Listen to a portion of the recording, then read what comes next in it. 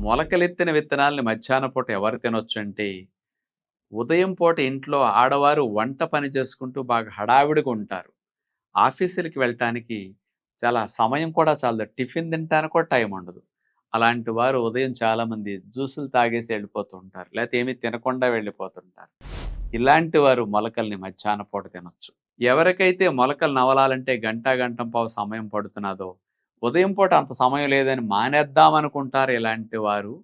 ఉదయం పూట మొలకలు తినకుండా, మధ్యాహ్నం లంచ్ బాక్స్ పట్టుకెళ్ళకుండా మొలకల బాక్స్ పట్టుకెళ్ళి వాళ్ళక్కడ తింటే మంచిది.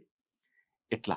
కొంతమందికి ఉదయం పూట అసలు ఆకలే అవ్వట్లేదు, హెవీగా ఉంటున్నది అనుకునేవారు అసలు బ్రేక్‌ఫాస్ట్ స్కిప్ చేసేసి, ఒట్టి నీళ్ళ మీద 11, 12 దాకా ఉండి, 12కి ఆఫీసులో ఏదైనా జ్యూస్ లాంటివి తాగండి, ఇంట్లో ఉంటే జ్యూస్ లాంటివి తాగి, మధ్యాహ్నం మొలకల బాక్స్ కావాలంటే తినండి. అలాంటి వారికి ఇది చాలా మంచిది. ఉదయం పూట కంటే మధ్యాహ్నం మొలకలు తింటే కూడా డైజెషన్ బాగా అవుతాయి.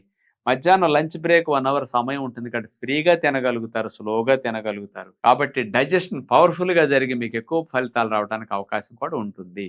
మొలకల్ని మానొద్దు. ఒక పూట మిస్ అయినా మరొక పట్టు పెట్టుకునైనా మొలకలు తినే ప్రయత్నం చేయండి గానీ, మొలకల కంటెంట్స్ ప్రతిరోజు వేస్తే మంచిదని అందరికీ విజ్ఞప్తి.